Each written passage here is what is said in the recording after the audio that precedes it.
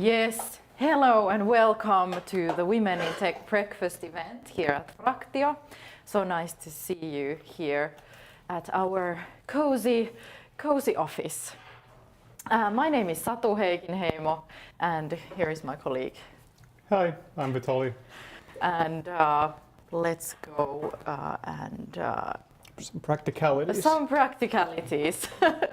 About the office. As you can see, please have some more coffee also during the speeches, and then the toilets are marked with a universal sign of yes.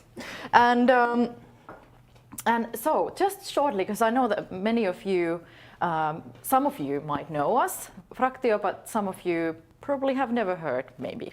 So we would just want to shortly tell you what Fractio does. So at Fractio, we design digital services, basically, mobile and all kinds of digital services. And we do design, development. When you walked here, you saw many developers coding and also designers working there. And then we also do DevOps and training. So we train everything that we do. We also train. So how to build digital services and what is involved, how to facilitate, how to use the design software, and also we're teaching certain technical trainings. Yes, and Fractio is 10 years old. We wanted to show you some pictures from our party. We had our party in September. So we had a fun time and a delicious cake, also vegan cake. As I'm also a woman in tech, we thought with Vitali that I think it's always nice to hear people's stories, isn't it? Definitely. Yeah. So some of you might be already working in tech, and some of you might be kind of heading towards tech. Personally, I think that everything will be tech at some point, if not yet. So my story, very shortly, starts. How far can I start? Well, let's say I have my background is in business. So I moved to Amsterdam when I was 18. I come from a small town from eastern part of Finland. So I moved to Amsterdam when I was 18 to study business. So I did this kind of like business double degree, and it was like the funnest time of my life. It was like, I didn't like the business studies much, but I loved certain courses like entrepreneurship, marketing, and designing services together. I was like, okay, I got some bits and pieces that this is really what I like. I didn't tell you yet what I'm doing at Fractio, by the way. So I work here with design and coaching services. So yeah, I was 18. I moved to Amsterdam. Then I was like flying between Finland and Holland, because it was like the studies were in Holland and half of the studies were in Finland. And then I completed the studies, even though it was a little bit like business is like, I don't know if business is for me, but then I knew that everything is business. Whether you're a yoga teacher, whether you're working with anything, everything is business, because we're living in this world of business. Everything is a business. Also, NGOs are running kind of like businesses. So after that, I've been finding my way, like finding what am I good at. What can I offer to this world? What am I? It's all like self-discovery, isn't it? You're continuously, when you're taking new responsibilities and new jobs, you kind of discover something about yourself. And maybe some of you might be in between jobs. Now I'm talking like, do I have enough time? But anyways, so I've been working in recruitment, recruiting nurses to Australia and New Zealand and Saudi Arabia. I've been working with interior design. I've been working with refugees, building a business program for refugees and immigrants, and what else? Also as an entrepreneur. And still today, I've been working here at Fractio for about 2.5 years now, and it's been fantastic learning a lot about creating trainings, seeing how design can actually change the world, and all these new methods, how can teams work nicer. So it's been an incredible journey. So I think the red thread with everything I do is why notism. So that's my hashtag, why notism. So you should always go and kind of see what are you really interested in, and then follow that path and see what's there. That's my kind of little advice for today. And I also have my own company also today, and I'm doing this kind of hosting and moderating events. That was like super intense life story. Yeah, that was the whole Monty. That was like, yes. And Vitali, please share us your story as well. It's All right. from a little bit different Yeah. perspective. So, hello everyone. Yeah, I've had a tumultuous career. I started like pretty young. I think I was like 13 or something when my grandma bought me a computer, and I somehow found myself to Photoshop and playing around with web design. So from a pretty young age, my mom was editor-in-chief of her own newspaper, so there was always some event that needed a poster or some ad that needed to be designed and whatnot. So I kind of got my start through that. At some point I turned away and went and did all kinds of other jobs, from warehouses to auto detailing and grocer and whatnot, and got a really wide array of experience. But then I found my way back to design, thankfully, and then I went abroad. I spent a year in Spain, a year in Tanzania, trying to start businesses and NGOs and kind of really learning about the world. And those ventures might have not succeeded, but they did succeed in giving me an education and broadening my horizons. And when I came back to Finland, I joined an IT consultancy, and it was the first time I really went into like kind of mobile and web design, specifically from like a service creation standpoint.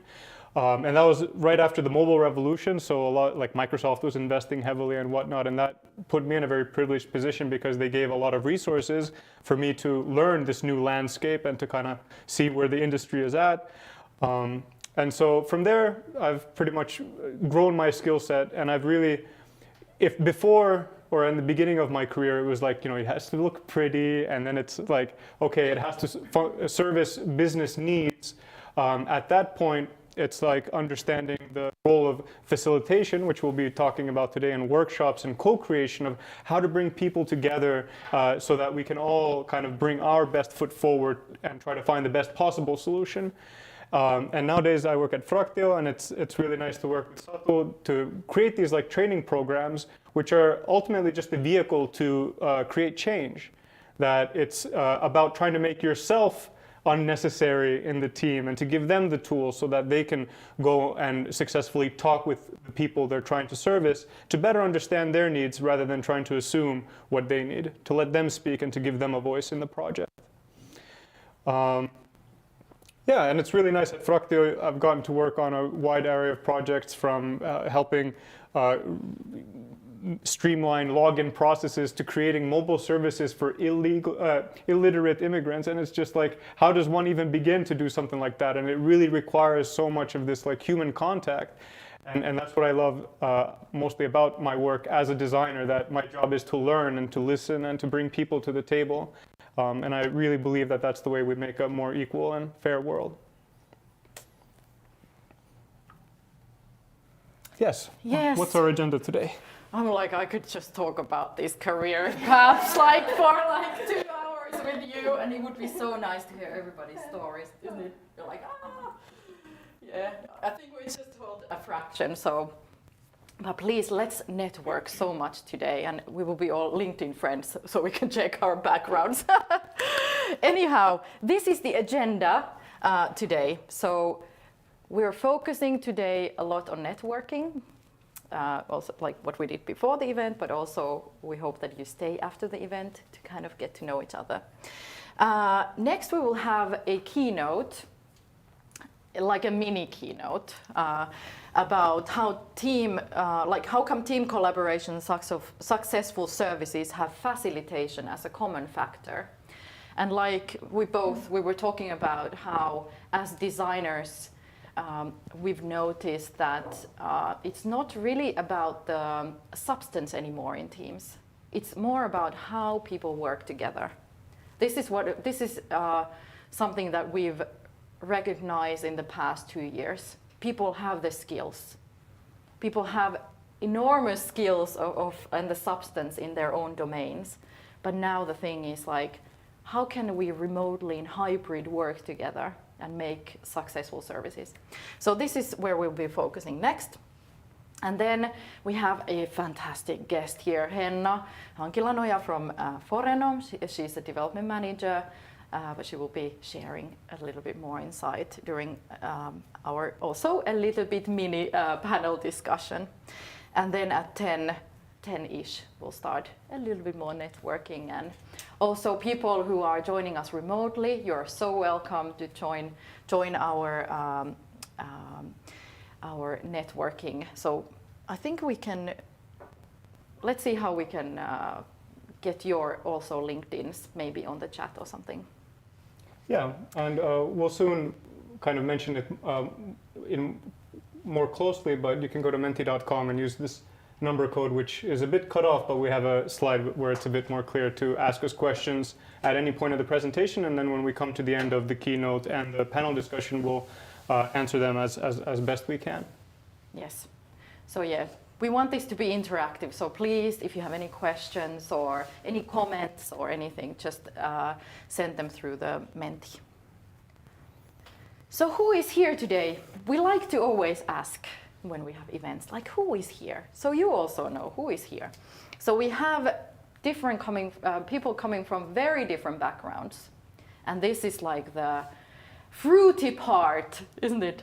So you meet people coming from totally different backgrounds. We have development managers, people working in sales, marketing, consultants, designers, developers, different kinds of specialists. And we asked, when you signed up to the event, we asked what kind of challenges you have experienced with hybrid work. This is like a bridge to our keynote. So team building is one of the, I don't know if you can see them. Mm. Yeah, but a lot of the themes revolved around difficulties in communication and co-creation, a sense of not having the techniques or tools to enable this. Yeah, and a lot with engaging your colleagues, engaging teams. Like how can you stop multitasking, right? Yeah, and then of course there was a few people who were like, no, we've had no challenges whatsoever. Yeah. It's good for them, good for them. And we also asked your expectations for this event. Of course, it's good to know what are you expecting.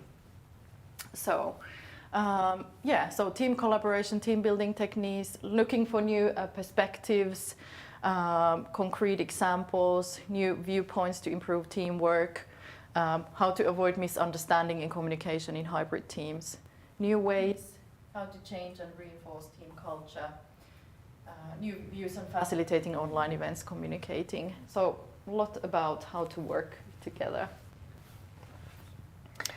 Right, yeah, so highly encourage everyone to go to menti.com and to put in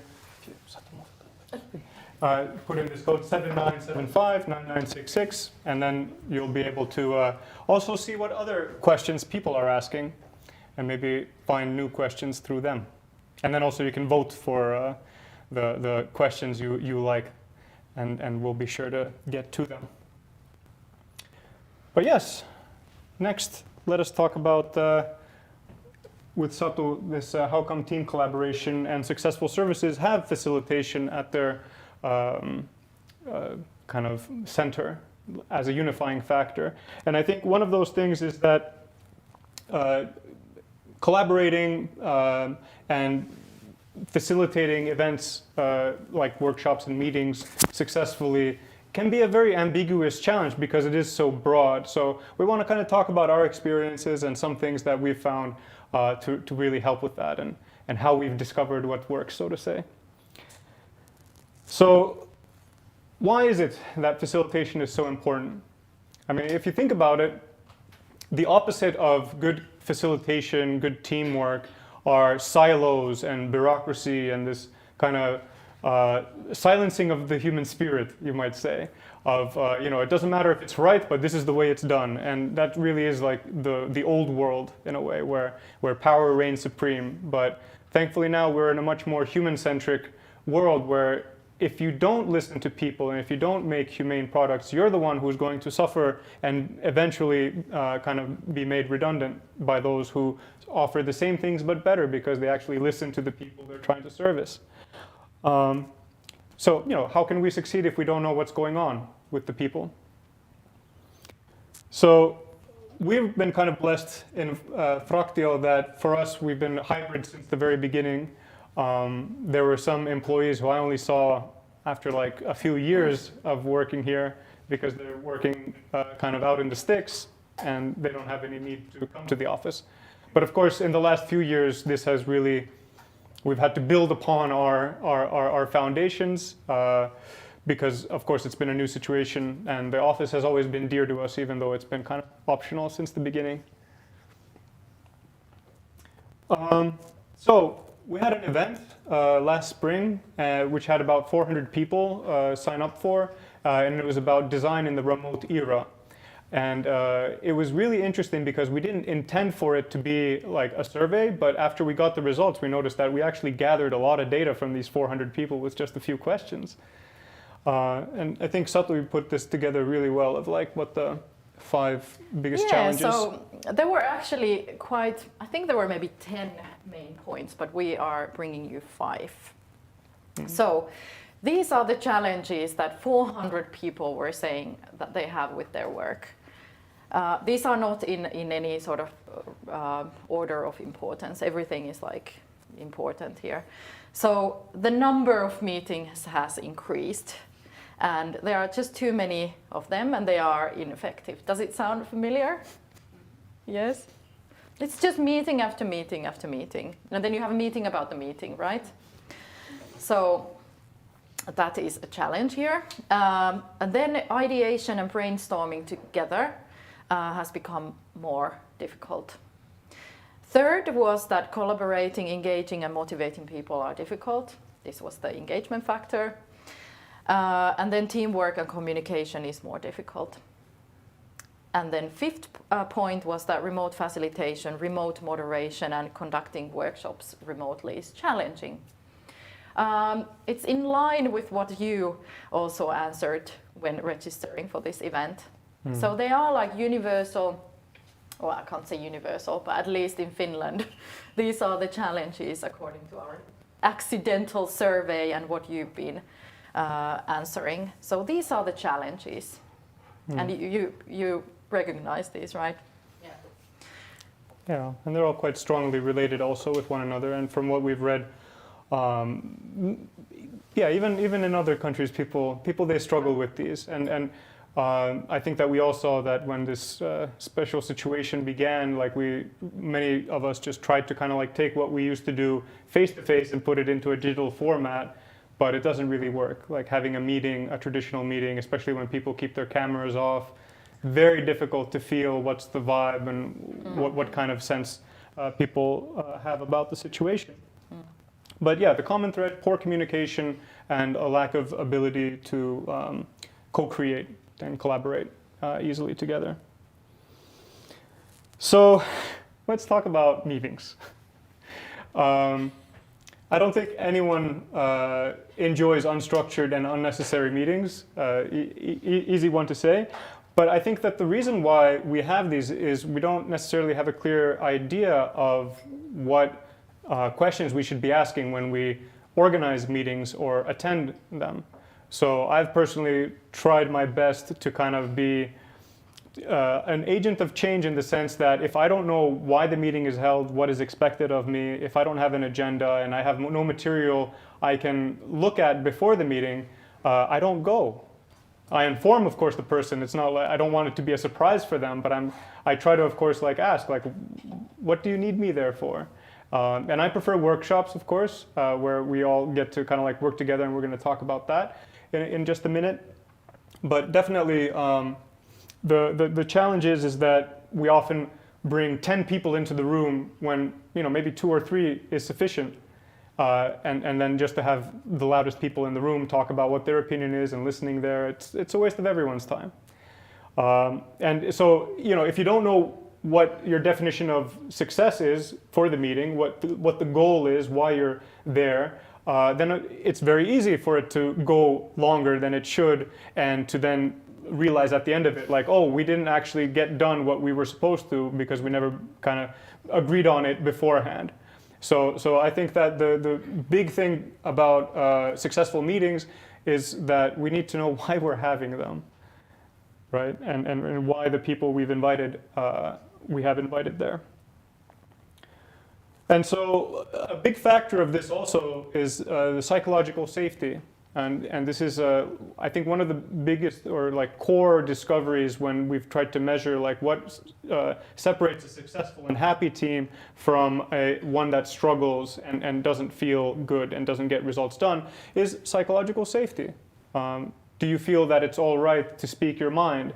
Because it's safer in many situations just to be quiet and keep to yourself. Will you be punished for having a differing opinion? Do you know when it's space for you to give your input? These are all very important. Yeah.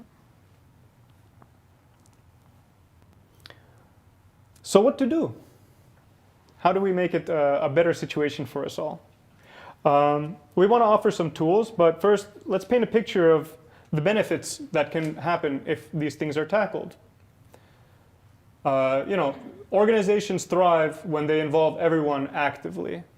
Why wouldn't we bring customer service and sales agents into a team meeting where we're thinking about how we can make our service even better and service customers better? Why leave help desk tickets lying in their own little silo when that can be such a jewel and a richness to better understand the challenges that we're dealing with? Maybe for this, I'd like to add that sometimes the active here is the key word. So probably you've also experienced this kind of meetings where you are there to hear what somebody did, and it's like you're listening to a report. And there should be channels for reporting, and this can be done on Slack or Teams or email or whatever. But I think when we bring people together, it should be an active where people can give their creativity, their ideas, and it doesn't have to happen one by one, but you can do it all at the same time. That's what we do. That's what Vitali was saying about the workshops, that when we are meeting, we're mainly having workshops or ideations, using creativity instead of doing this kind of talking rounds when you are kind of not there anymore and you're multitasking and checking your email at the same time. So it's active participation. Yeah. So yeah, one way to summarize this is that healthy collaboration gives us healthy employees that makes a healthy organization. And it's energy, isn't it? We don't want these passive meetings to drain our energy, but we want to feel like, yes, I gave my best bits, and I heard my colleagues giving their best ideas, and seeing your colleagues being active and energized, it's like energizing the whole team, and that's making a healthy employees and a healthy organization. Yeah. And so how can we make work easier and more meaningful in teams? We want to speed up our efficiency. We want to better our employee satisfaction, of course.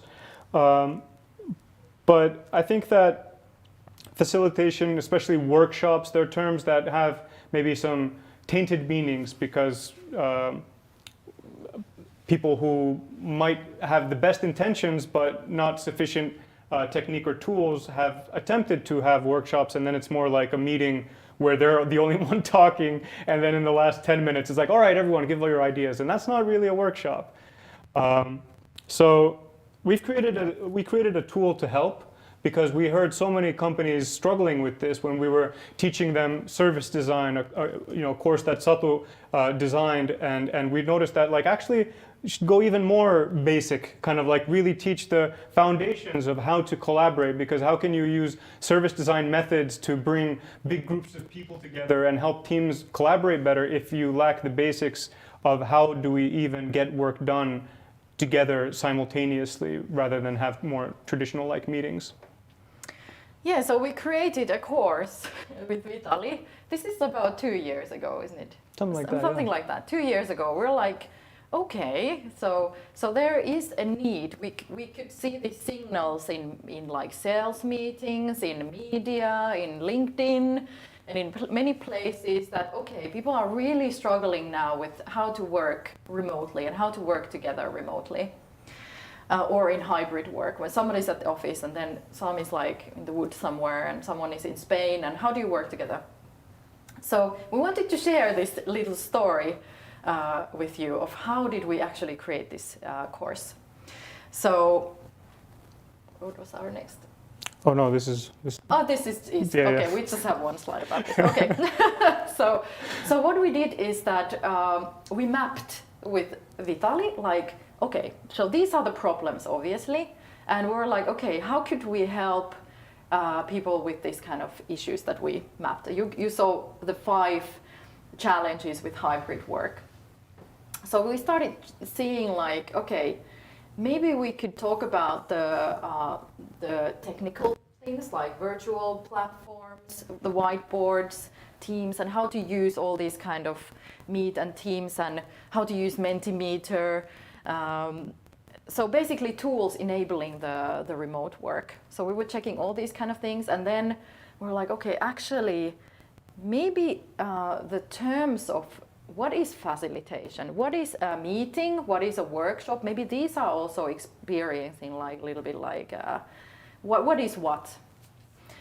So we started structuring like what are the elements of a good facilitator, what are the skills and what are the things that should be there. So then we created a landing page. So we're like, just let's make a landing page.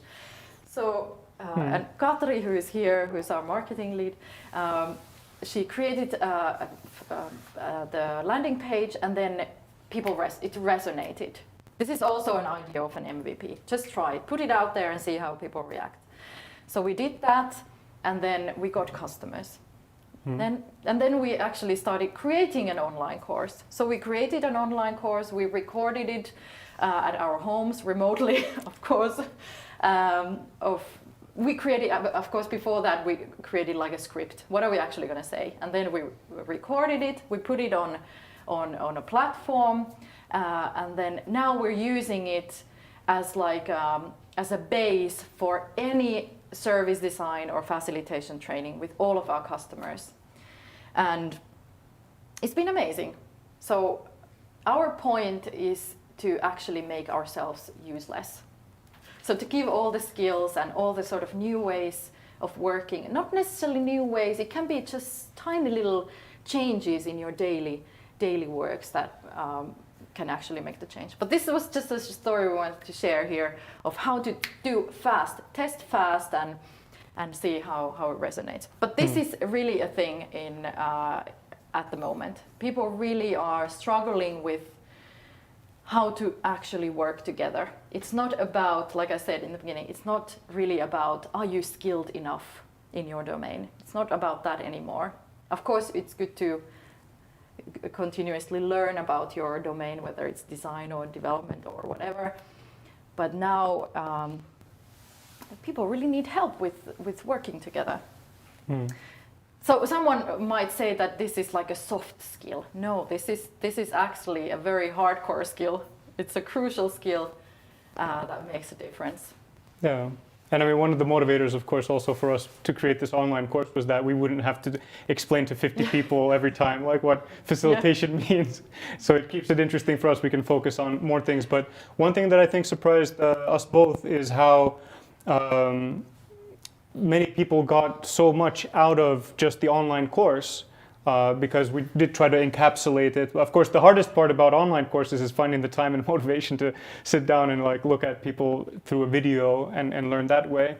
But we've been really positively surprised by the feedback that we've gotten from this, and really happy from how it can help people also review what we teach in our facilitation trainings, that it's always there for them as a resource. And it was a good challenge for us. I think we both learned a lot while we were creating it. Yeah, and we created in Finnish first. Now this gives a wrong picture. We did it in Finnish, and then we did it in English. So now we have it in Finnish and in English. Yeah. So. What does facilitation even mean? Yeah. Yes. Yes, that's exactly it. It means easy. It comes from a Latin word, facilis. It means easy. And when we're talking about facilitation, you might be like, okay, why we came here for the teamwork? Now we're talking about facilitation? Yes. Because teamwork is how to facilitate your team to work so that it's easy. It feels easy. So it's planning and implementation of collaboration and processes, as well as the planning and management of meetings. So you know why you are in a meeting, you know what the structure is, you know what is required from you. If you are organizing the meeting, you know what to expect from people, and you communicate that to the people who are attending the meeting you are facilitating. So making your work easier is the point here. Yeah, I guess borrowing from French cuisine, it's like the mise en place, like putting everything in its right place so that people can walk into a situation and know what's expected of them, why you're meeting, what is the goal of coming together, because this enables them to orientate around it. It's not a mystery. So, I mean, I like this example of like, if I were to give someone a Post-it note and a pen and say, draw something that makes me laugh, it'll be very difficult. Like, perhaps, I mean, someone might have like a really good idea, but if I said, I give you 30 seconds to draw a stick figure slipping on a banana peel, it'll be very easy for the majority of people, because I make it much clearer of what I'm waiting for, and even having the time will still be sufficient to complete the task. And I think that's like the great insight I've had personally facilitating and organizing workshops, that it's incredible what a group of people who might not even know each other, who've never met before, what they can achieve as a group if you just give them very clearly defined questions and you ask them one thing at a time. Our minds are like an organic Google in a way, because if you ask yourself, how can I wake up energized early in the morning, your brain will start generating answers to it. And I think that's really the power of good, well-formulated questions, is that they can really spring a mind into action and to remember experiences and to imagine alternate futures. It really is amazing. As an example, if I ask you, how is your next year? How do you want it to be? It's so open.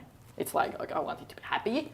But then if I ask you, like, what is that one thing that would enhance your life quality? It's more structured, right?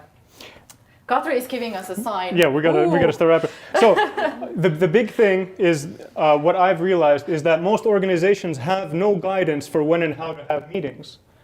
So, even if you want to be efficient, if you lack the skills, how can you succeed? So I think that it's really important to try to start asking the questions of what are the parameters that must be met for us to schedule meetings?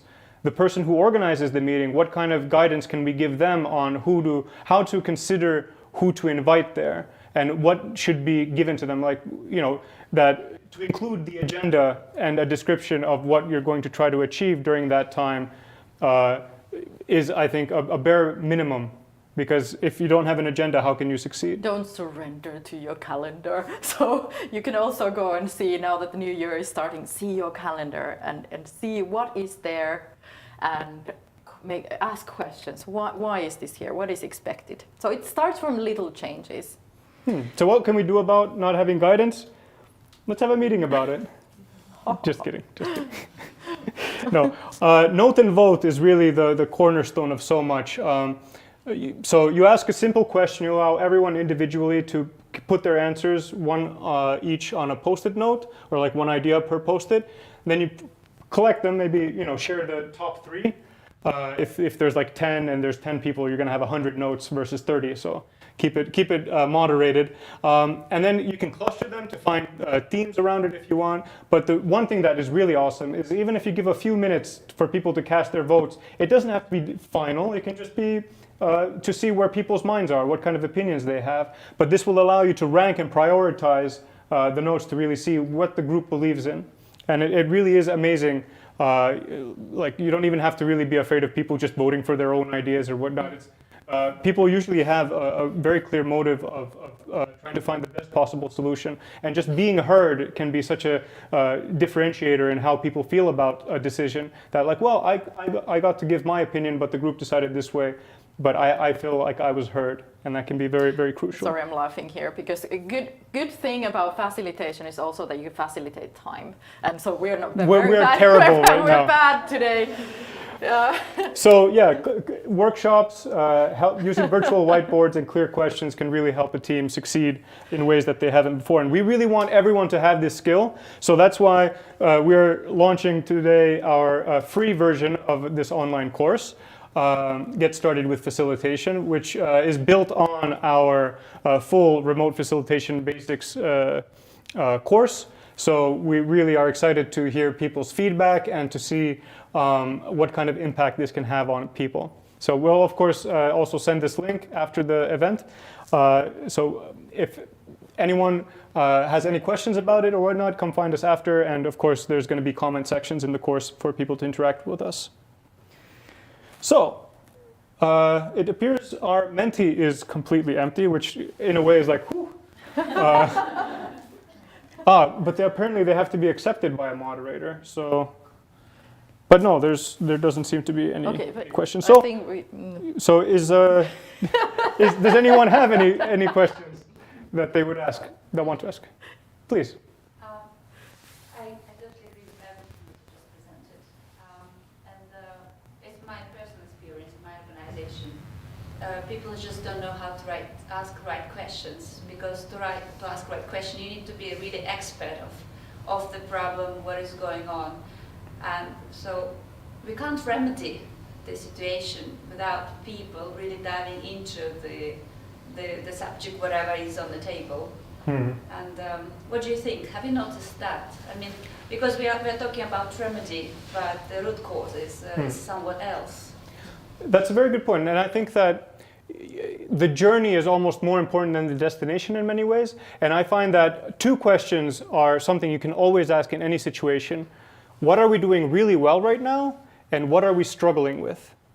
And then focusing on the struggles. Because like what Satu was saying in the beginning, it's not so much about results, it's about processes. Healthy processes will breed healthy results in time. And so it's about helping people work better together. And we can ask very fundamental, very, very general questions, and there's some really great resources for that. And we're very happy to link some of them. But just like general, like design ops is a very good resource, design operations, even though it has design in the title. But it relates a lot to like, how do we do things as a team? Where do we put our decisions and our information? How can we know what people are working on and agreeing on those? Because so often it can be that these things are decided, but kind of whimsically, instead of based on what the team feels or wants. So, everyone struggles to have a daily sync up at 7, but then we realize that if it was at 8, it would actually be much easier for people. So why keep it at 7 in a way? And just having these insights of together, like, hey, that's an issue for me too. I thought I was alone with it. It itself can be a really big changer in the team dynamic. So yeah, I think just ask any question, all questions, and in time they will become better and more specific and allow you as a team to tackle the more grandiose and challenging questions that you might have in your organization or project. And also, let's take some, we'll move to the panel discussion. We can discuss here afterwards. One question that has helped me a lot is, what would help us move forward best? What would help us move forward? So that's also. But let's take, if there was one more question. We can, I think we need to move on. All right, if that's okay. So definitely we will take your question. I'm getting some eye-rolling things from Katri. Joyous, happy eye-rolling. So let's invite Henna on stage with us. I have no idea because I'm not using it. Yeah, or like, maybe I think you should Oh yeah, be thank you. the mute or... So, do you want to...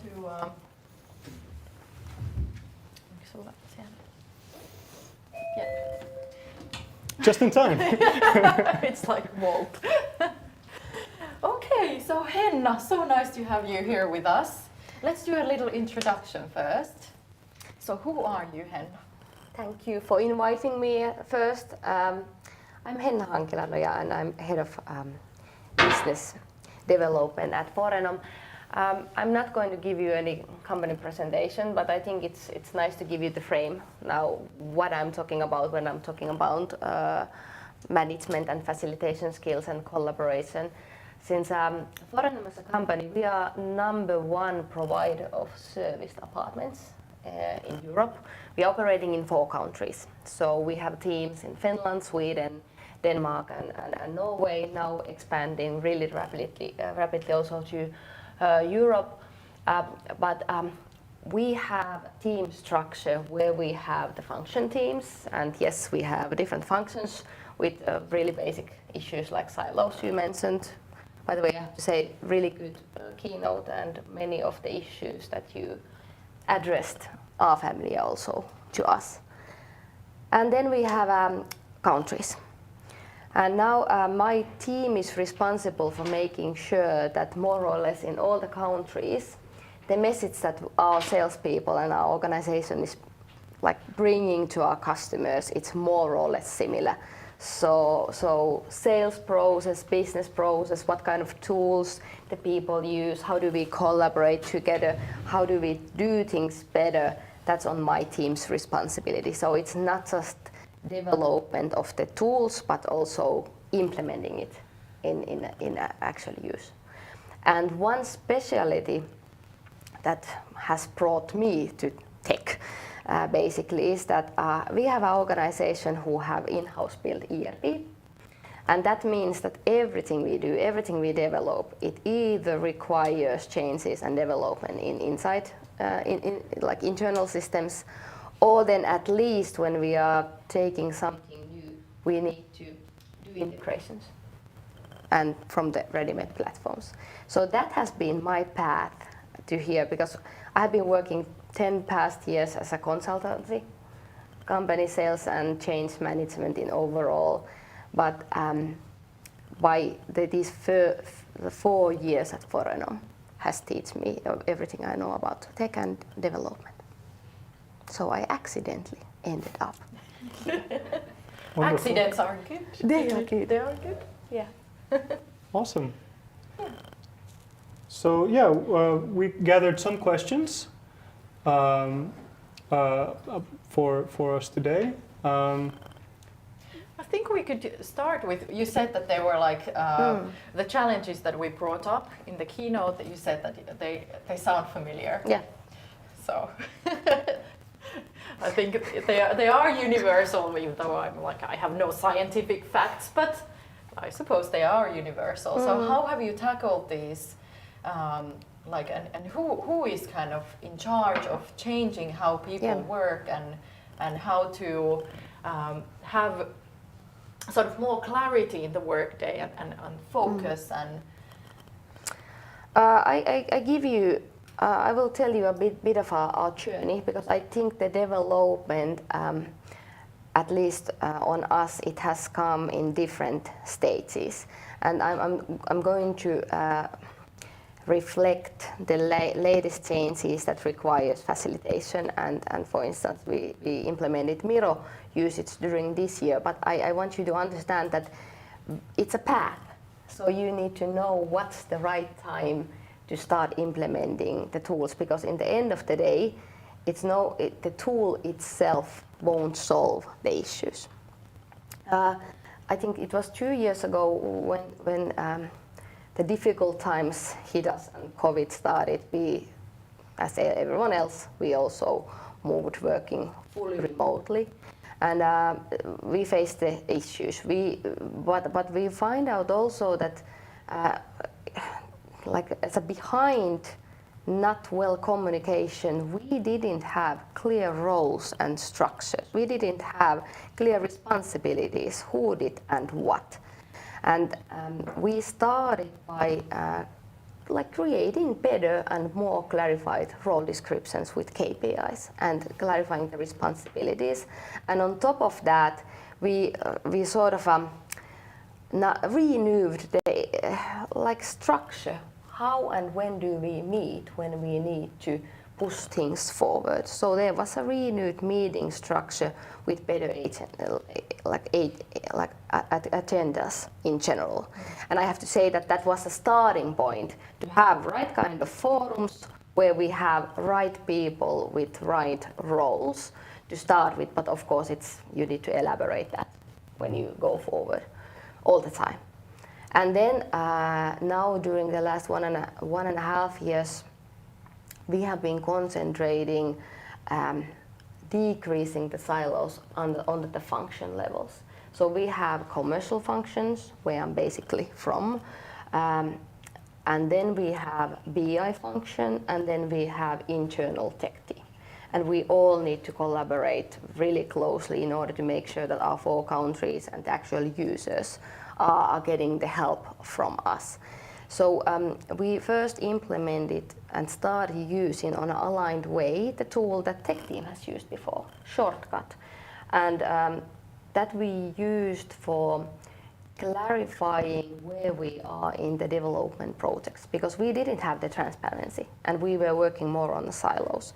So then everyone started using on an aligned way that Shortcut, where we nowadays have specific way of creating stories, aligned way of creating epics, and then from there everyone are able to follow up where certain development projects are ongoing. And of course on top of that, now it's easier to have the meetings and agree and have the right people in the right places. And this year we have concentrated on collaboration tools.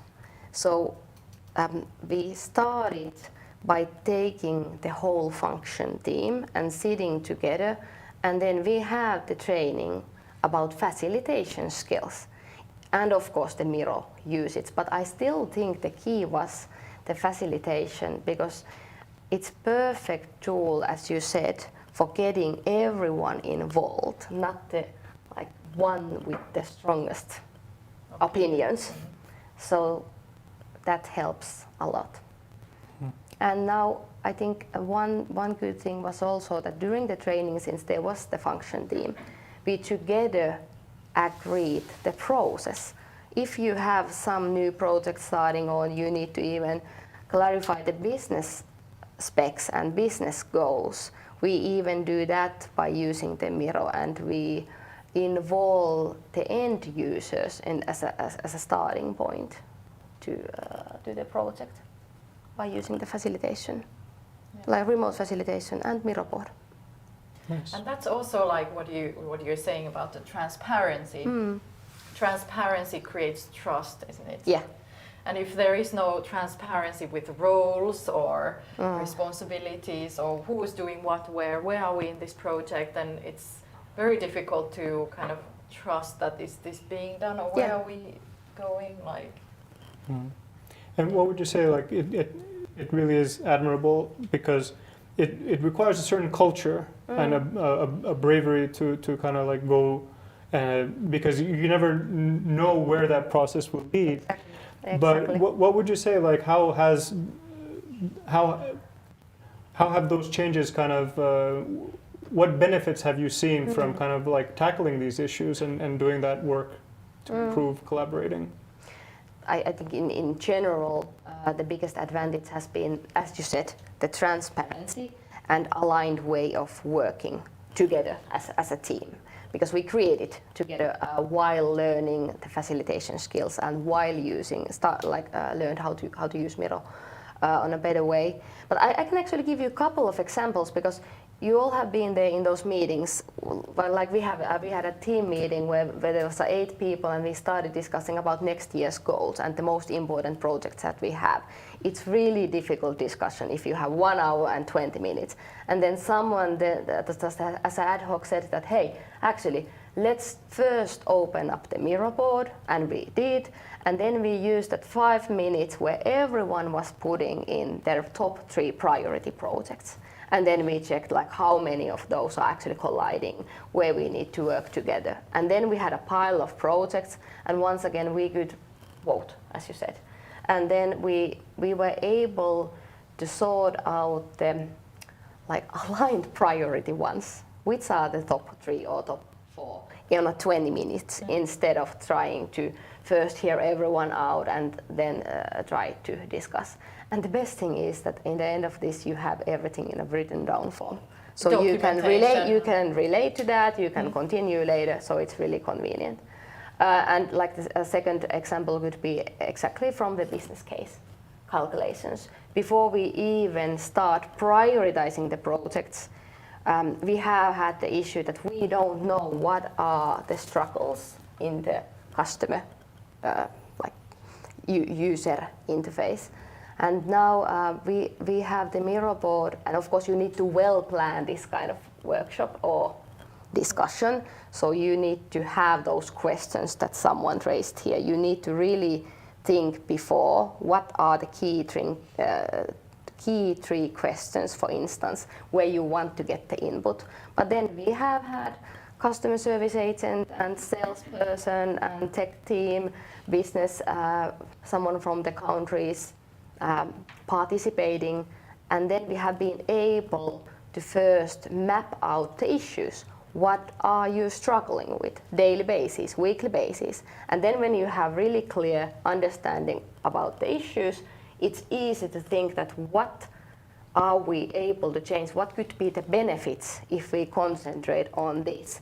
And then you can even go to the KPI level. Okay, if this could be true and we can change that, what kind of additional value we can bring? And once again, you have a perfect platform to start create the business specs, business calculation, and then technical spexing.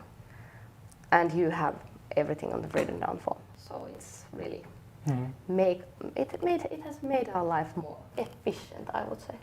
Yeah. And about the voting, I don't know how many of you have used Miro or Mural or any exactly, kind of it could virtual. be anything. It can be anything.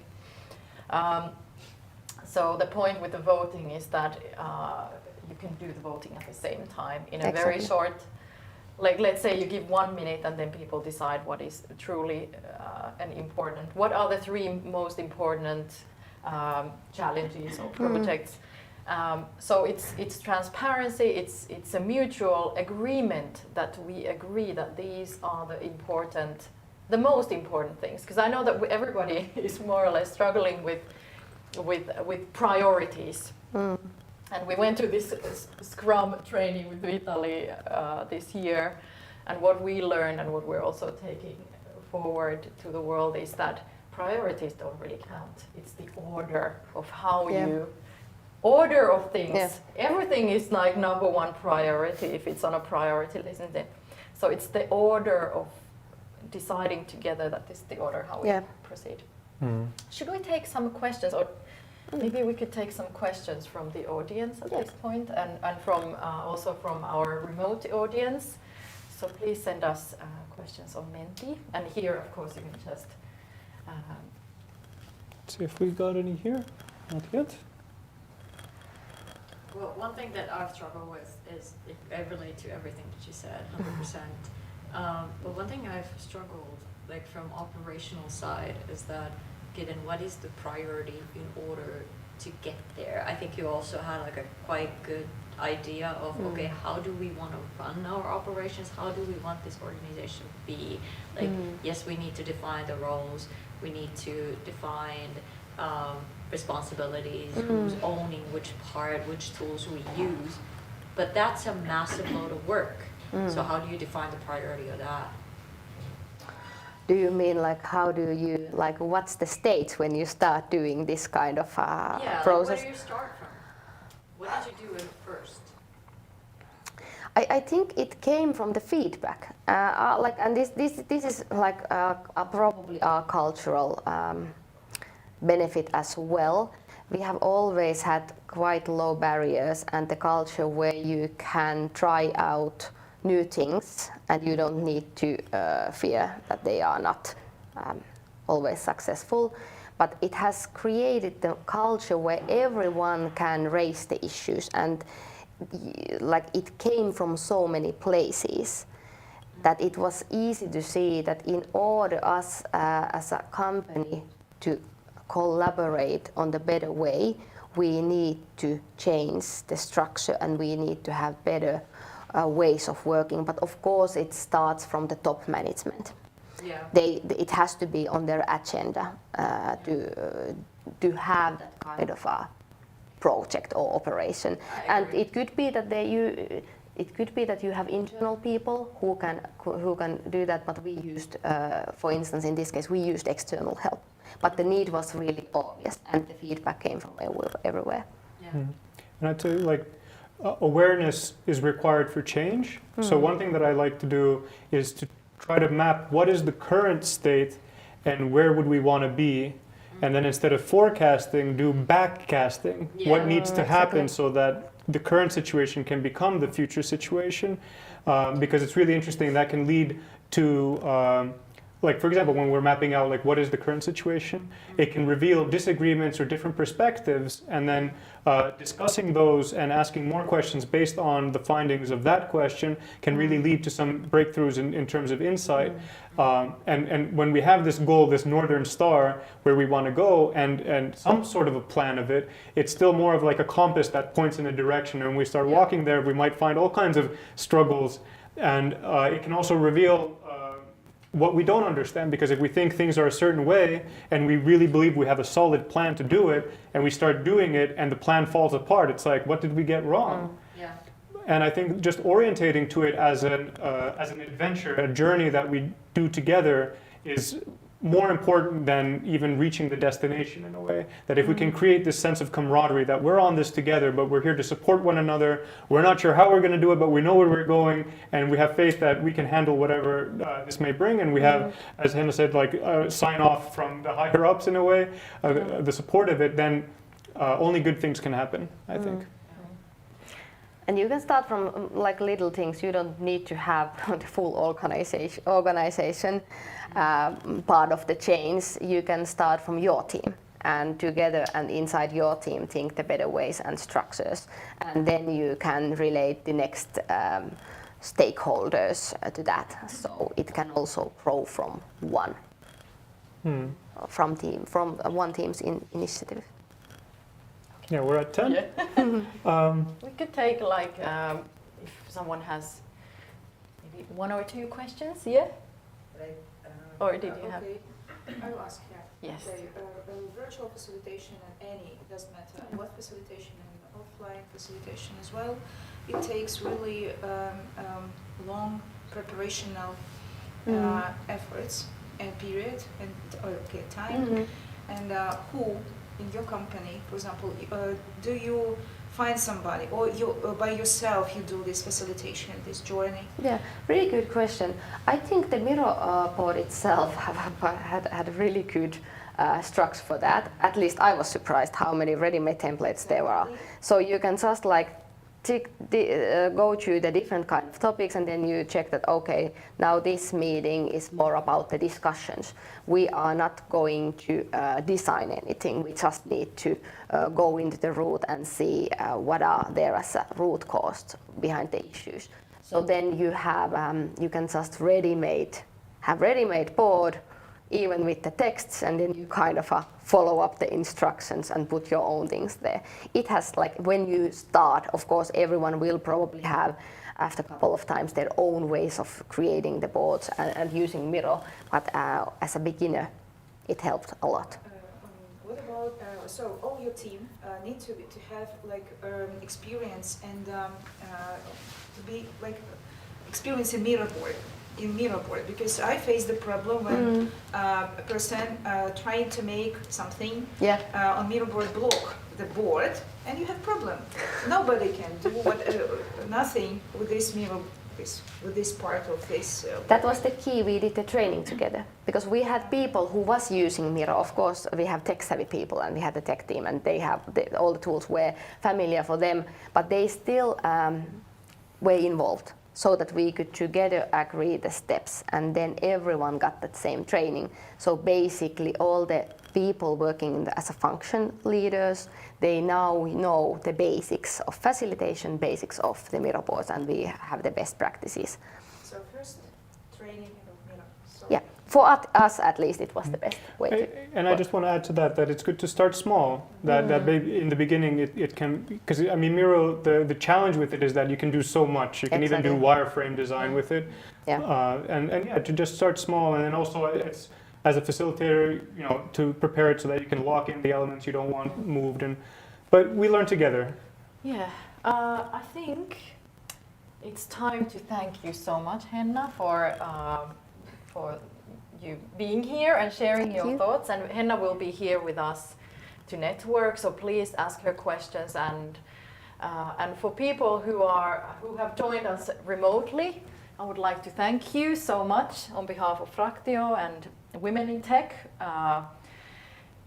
I hope we will be able to see you so much more during 2023, but thank you so much. Have a wonderful, wonderful rest of the year and New Year and Christmas and everything. So thank you so much. And we can start networking here and having some more breakfast. yes, it was a question. Okay, Perfect. let's take that and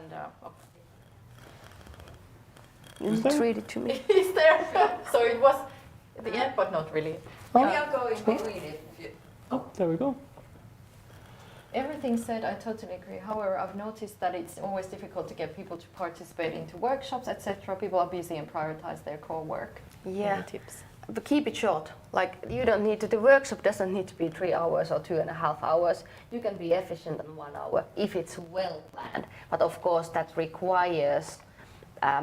Maybe it even requires some kind of short survey for if there is really many people coming into that meeting, you can do short survey, but normally it's enough that someone prepares the Miro board and really thinks through the 3 most important things that you want to get input during that 1 hour. And if you notice that there's maybe like 1 or 2 people who are you would want to attend but don't, just having a one-on-one meeting with them and making sure that they understand how this involvement will help them be less busy and to be more effective and to really like dig into the root causes there can be something that really helps. And it starts by reasoning. Of course, it's a cliche that you need to know why this is important, but it's also really crucial part of the change management. You can explain in the invitation what is the benefits for you for using your 1 hour, what is the benefits for us as a team or us as a company, and then what is the benefits for other stakeholders? Is there some benefits for our customers? Because especially for the salespeople who never have time and they are stubborn, they are not, let's be honest, they are not interested about internal like reporting or internal things, but they are interested if we can get some benefits for their customers. Thank you so much. So I think the streaming, are we like still Who knows? ongoing? I don't know. Please, are we going on with the streaming? Let us know. I'm really curious to hear your question.